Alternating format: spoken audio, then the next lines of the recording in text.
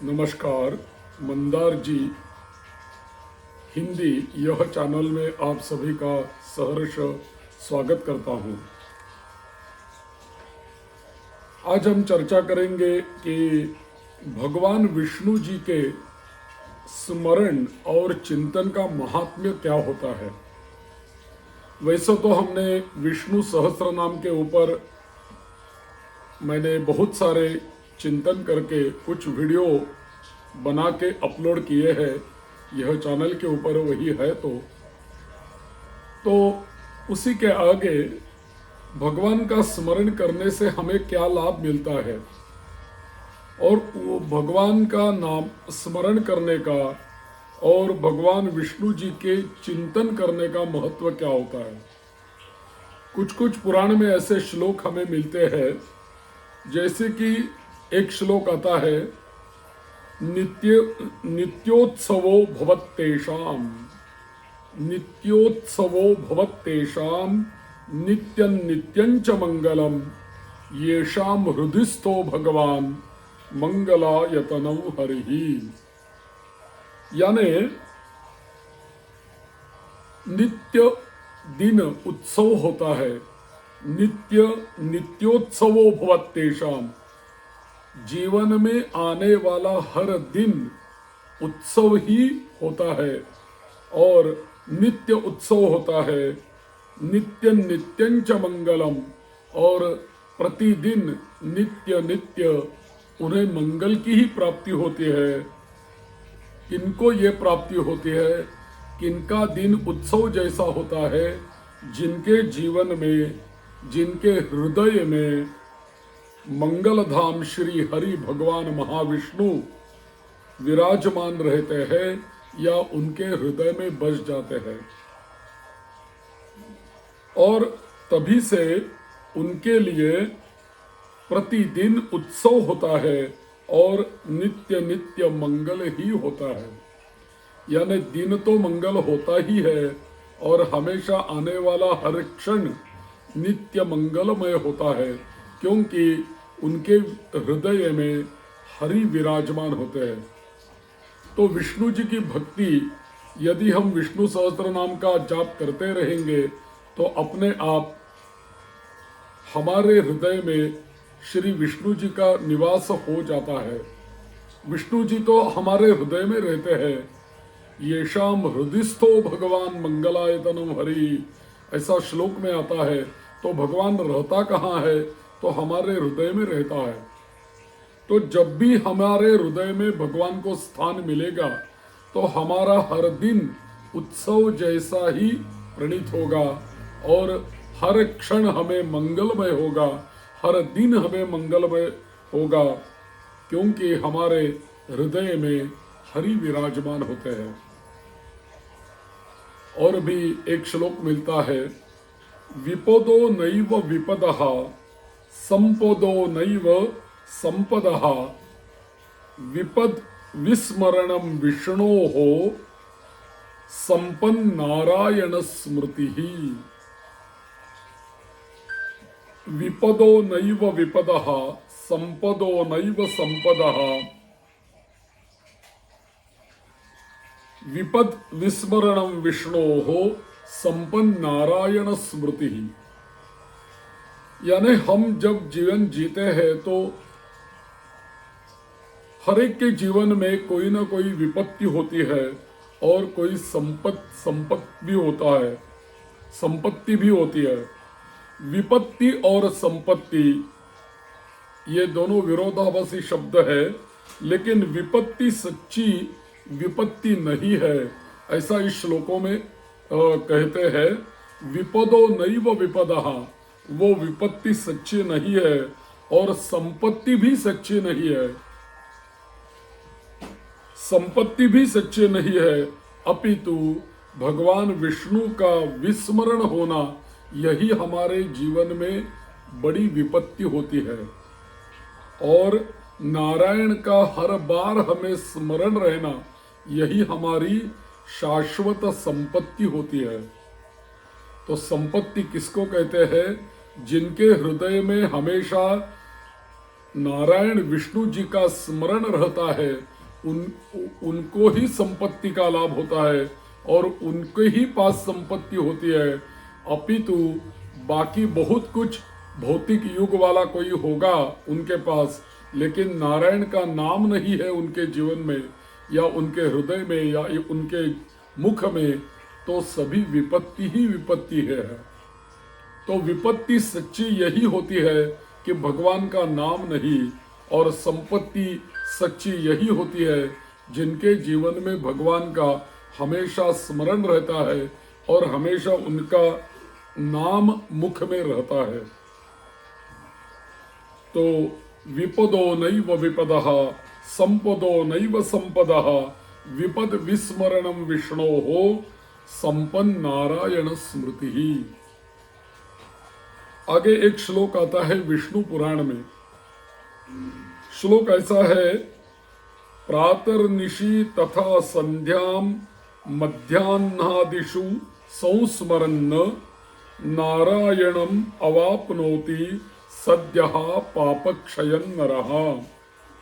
तस्माद् अहर्निशं विष्णुं संस्मरन् पुरुषो मुने न याति नरकं मर्त्यः संक्षीणाखिल पातकः। यानी विष्णु पुराण में यह श्लोक आता है। यह श्लोक में कहा गया है कि प्रातः निशि तथा संध्या, यानी सुबह जब शुरू होती है, जब दिन की शुरुआत होती है, तो दिन की शुरुआत में प्रातः काल में भगवान विष्णु का स्मरण, और जब दिन ढल जाता है तो सायंकाल में भी विष्णु का स्मरण, और सूर्यास्त होने के पश्चात जब रात्र प्रारंभ हो जाती है तो रात्रि में भी भगवान विष्णु का स्मरण, और पूरा दिन के मध्याह्न में भी विष्णु का स्मरण। यानी किसी भी समय आप नारायण जी का स्मरण करो, और नारायण जी का किसी भी समय स्मरण करने से सभी मानवों के समस्त पाप तात्काल क्षीण हो जाते हैं। जितना भी आप नारायण नाम स्मरण करोगे उतने ही आपके पाप क्षीण हो जाते हैं।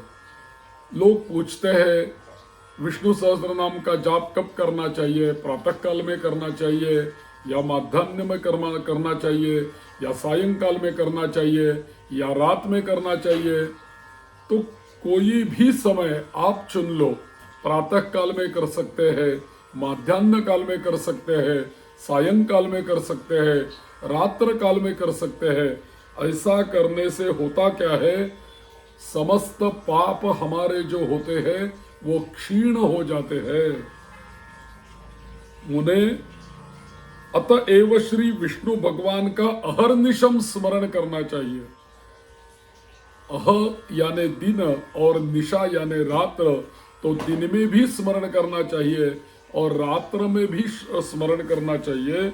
और ऐसा अहर्निश यानी दिन में भी और रात में भी स्मरण करने वाला जो मानव होता है, वह मानव संपूर्ण पाप क्षीण हो जाने के कारण, पाप का फल क्या मिलता है हमें, हम जितना भी पाप से लिप्त रहते हैं तो पाप के लिप्त होने से कारण हमें नरक की प्राप्ति होती है।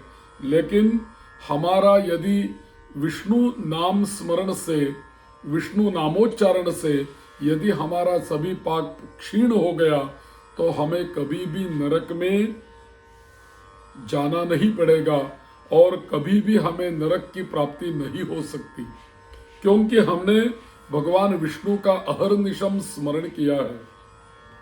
तो भगवान का अहर्निशम स्मरण करना चाहिए।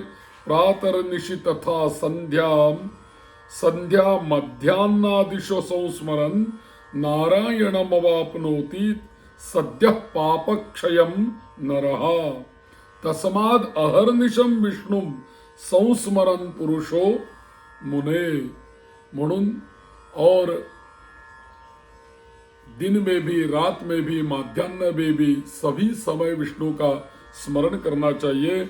उससे हमारे पाप क्षीण हो जाते हैं। और भगवान विष्णु जी के चरण कैसे है, विष्णु जी के चरण कमल कैसे है, पाद पंकज कैसे है, वो तो अमृत की वर्षा करने वाले वो चरण होते हैं। तो विष्णु जी के चरण का आश्रय करने से हमें क्या लाभ मिलता है, वो आगे के श्लोक में आया। तवामृतस्यन्दिनी पाद पंकजे निवेशितात्मा कथमन्यदिच्छति स्थिते रविंदे मकरंद निर्भरे मधुव्रतो नेक्षुरकम ही वीक्षते।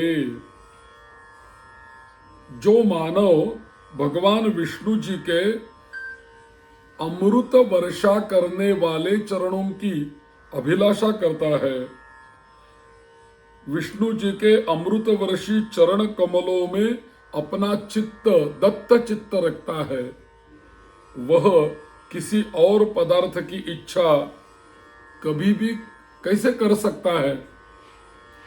जिनका चित्त भगवान विष्णु जी के चरण में दत्त चित्त हो गया तो वो अन्य किसी का भी स्मरण नहीं कर सकता और अन्य कोई भी पदार्थों का स्मरण कर ही नहीं सकता। तो मधुर भरे हुए पंकज पर बैठा हुआ भ्रमर इक्षुरक की ओर दृष्टिपात भी नहीं करता। यदि कोई भ्रमर होता तो भ्रमर मधुर रस चाखने के लिए कमल पुष्प के ऊपर बैठ जाता है, लेकिन उससे भी मीठा इक्षु रस वही होगा। तो यदि भ्रमर कमल के फूल के ऊपर बैठा होगा और मधुर रस चाखता होगा, लेता होगा, तो पास में यदि इक्षुदंड यानी गन्ने का रस भी आया और गन्ना भी वहां आया तो वो देखेगा भी नहीं उसके ओर, वो मधुर रस में ही दंग रह जाएगा। तो वैसे ही यदि भगवान विष्णु जी के चरण की प्राप्ति और हमारा चित्त जो है वो दत्त चित्त हो गया, या विष्णु जी के चरणों के ऊपर यदि दत्त चित्त हो गया तो हमें दूसरी कोई पदार्थ की अभिलाषा नहीं रहती, हम उसी में दंग हो जाते हैं। त्वदंग्रिमुद्दिश्य कदापि केन चिद्यथा तथा वापि सकृत कृतोऽञ्जलिः तदेव मुष्टात् यशुभान्यशेषतः शुभानि पुण्याति न जातु हीयते।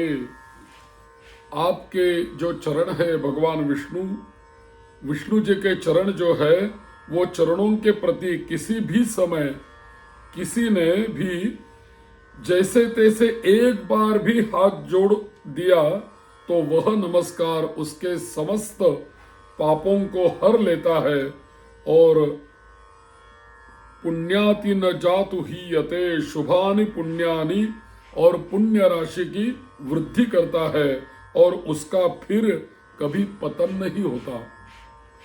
तो देखो भगवान विष्णु जी के चरण है, उन चरणों को हमने एक बार जीवन में ऐसा प्रणाम किया तो क्या होता है, हमारी पुण्य की राशि बढ़ जाती है, हमारी पुण्य की राशि वृद्धिंगत हो जाती है, और जैसे ही पुण्य बढ़ता है तो पाप अपने आप क्षीण हो जाता है।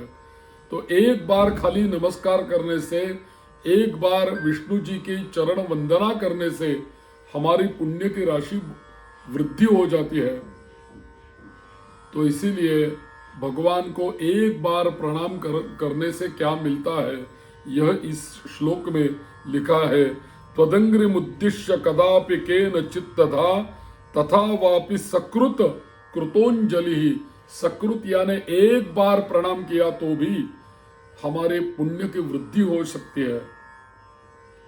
तदेव मुष्णात्यशुभान्य शेषतः, और अशुभ जो होते हैं, हमारे पाप होते हैं, उनका नाश कर लेता है एक ही नमस्कार। और शुभानि पुण्यानि न जातु हीयते, और हमारी पुण्य की वृद्धि हो जाती है। एक श्लोक और मिलता है, उदीर्ण संसार दवाशुषु क्षणेन निर्वाप्य परांच निर्वृतिम प्रयच्छति त्वच्चरणारुणाम्बुजद्वयानुरागा मृत सिंधु सीकरः। आपके चरण जो है भगवान महाविष्णु जी के चरण, वो चरण कैसे है?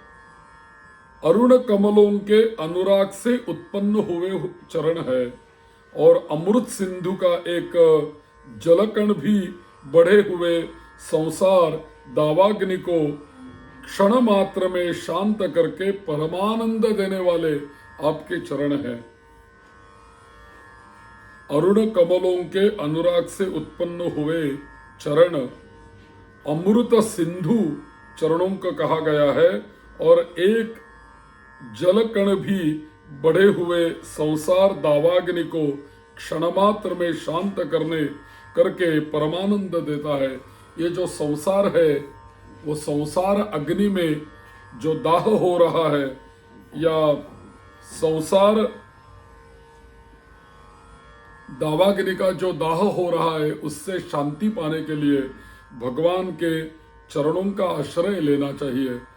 ऐसा ही इस श्लोकों में कहा गया है, यो वा अनंतस्य गुणान अनंतान अनुक्रमिष्यन् सतु बाल वृद्धि रजांसि भूमेर गणयेत कथंचित कालेन नैवाखिल शक्ति धामनः। भगवान तो अनंत है, उनके गुण भी अनंत है। जो यह सोचता है कि मैं उनके गुणों को गिन सकूं और उनके गुणों को मैं गिन लूंगा, वह तो मूर्ख बालक होता है। यह तो संभव ही नहीं है कोई किसी प्रकार कभी पृथ्वी के धूलिकणों को गिन ले, परंतु समस्त शक्तियों के आश्रयदाता भगवान के अनंत गुणों का कोई कभी किसी प्रकार पार नहीं पा सकता। यानी हम सभी पृथ्वी के ऊपर जितने भी धूली कण है उनकी गणना कर सकते हैं, लेकिन भगवान की गुणों की गणना नहीं कर सकते। यदि कोई ऐसा बोलेगा कि मैं भगवान की गुणों की गिनती कर लूंगा तो वह मूर्ख बालक है, क्योंकि वो समस्त शक्तियों का आश्रयदाता कौन है? तो भगवान है। और अनंत गुणों की यदि कोई स्रोत होता है तो अनंत गुणों का स्रोत ही भगवान के चरण होते हैं, तो उनको गुणों कभी किसी प्रकार पार नहीं पा सकता। तो इसीलिए भगवान के गुण भी अनंत है, भगवान की शक्ति भी अनंत है। तो यह श्लोकों में हमें भगवान नाम की महिमा समझ में आ जाती है। तो भगवान का हमेशा वंदन ही करना चाहिए। यम ब्रह्मा वरुणेन्द्र रुद्रमरुतः स्तुन्वन्ति दिव्यैस्तवैः वेदैः साङ्गपदक्रमोपनिषदैर्गायन्ति यं सामगाः ध्यानावस्थित तद्गतेन मनसा पश्यन्ति यं योगिनो यस्यान्तन्न विदुःसुरासुरगणा देवाय तस्मै नमः। यानी ब्रह्मा वरुण इंद्र रुद्र और मरुदगण जिनका दिव्य स्तोत्रों द्वारा स्तवन करते हैं, सामगान करने वाले लोग अंग पद क्रम और उपनिषदों के सहित वेदों द्वारा जिनका गान करते हैं, ध्यानमग्न एवं तल्लीन चित्त से योगी जिनका साक्षात्कार करते हैं और जिनका पार सुर और असुर कोई भी नहीं पाते, उन भगवान को मैं विष्णु जी को नमस्कार करता हूं। शांताकारं भुजगशयनं पद्मनाभं सुरेशं विश्वाधारं गगनसदृशं मेघवर्णं शुभांगं लक्ष्मीकान्तं कमलनयनं योगिभिर्ध्यानगम्यं वंदे विष्णुं भवभयहरं सर्वलोकैकनाथं। सर्वलोकों के एकमात्र स्वामी, भव और भय का हरण करने वाले, भवभयहारी भगवान विष्णु की मैं वंदना करता हूँ। जो शांत स्वरूप है, शेषशाही है, कमल नाभ और सुरेश्वर है, जो विश्व के आधार है, आकाश के समान निर्लेप है, मेघवर्ण और सुंदर शरीर वाले हैं, तथा जो लक्ष्मी जी के आनंद वर्धक कमल नयन और योगियों के द्वारा ध्यान मग्न है, वही नारायण जी को मैं प्रणाम करता हूँ। जब हम विष्णु सहस्त्र नाम का पाठ करते हैं तो ये दोनों श्लोकों का अवश्य हम गान करते हैं, पाठ करते हैं, ध्यान करते हैं इन दोनों श्लोकों से, और आगे हम विष्णु सहस्त्र नाम पाठ शुरू करते हैं। तो इसीलिए इन दोनों श्लोकों का भी हमने अर्थ देखा। और भी ध्यान के बहुत श्लोक होते हैं, जैसे कि सशंक चक्रम सकिरीट कुंडलम सपीत वस्त्रम सरसी रुहेक्षणम सहार वक्षस्थल कौस्तुभ श्रियम नमामि विष्णुम शिरसा चतुर्भुजम। उन चतुर्भुज भगवान विष्णु को मैं सिर झुकाकर प्रणाम करता हूँ, जो शंख चक्र धारण किए हैं, किरीट और कुंडलों से विभूषित है और पीतांबर ओढ़े हुए है, सुंदर कमल के समान जिनके नेत्र है और जिनके हार युक्त वक्षस्थल पर कौस्तुभ मणि की अनूठी शोभा दिखती है, उनको मैं झुककर प्रणाम करता हूँ। नमामि विष्णुम शिरसा चतुर्भुजम, यानी मैं मेरा सिर झुकाकर भगवान विष्णु को प्रणाम करता हूँ।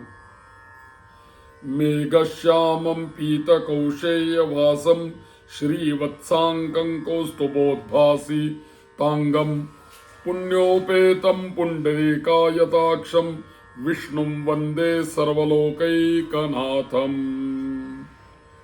नवीन मेघ के समान श्याम सुंदर रेशमी पीतांबर धारण किए हुए, श्री वत्स चिन्हांकित कौस्तुभ मणि से दैदीप्यमान अंगों वाले पुण्यात्मा कमल नयन और संपूर्ण लोकों के एकमात्र स्वामी श्री विष्णु भगवान को मैं प्रणाम करता हूँ। वंदे विष्णुम वंदे सर्वलोकैकनाथम, वही विष्णु जी को मैं प्रणाम करता हूँ। ऐसे ध्यान के बहुत सारे श्लोक है, आगे वाले वीडियो में हम जरूर उसके बारे में चर्चा करते रहेंगे। ऐसे ही मेरे चैनल को जुड़े रहे, वीडियो देखते रहे। यदि आपको वीडियो कोई पसंद आ गया तो जरूर उसे लाइक करें, शेयर करें अपने परिवारजनों में, और चैनल को एक पुष्टि दे दे आपके ओर से। और भी मेरी तो भाषा वैसे तो मराठी होती है, तो हिंदी बोलने का मैं प्रयास कर रहा हूँ ताकि ज़्यादा से ज़्यादा लोगों तक ये ज्ञान पहुँच जाए। इसलिए मैं हिंदी बोलने का और हिंदी चैनल से आप तक पहुँचने का एक प्रयास कर रहा हूँ। तो ज़रूर ऐसे ही हमारे ऊपर कोई भाषा इधर उधर हो गई हो तो माफ़ करे, क्षमा करे, और ऐसे ही जुड़े रहे। नमो भगवते वासुदेवाय, नमो भगवते वासुदेवाय।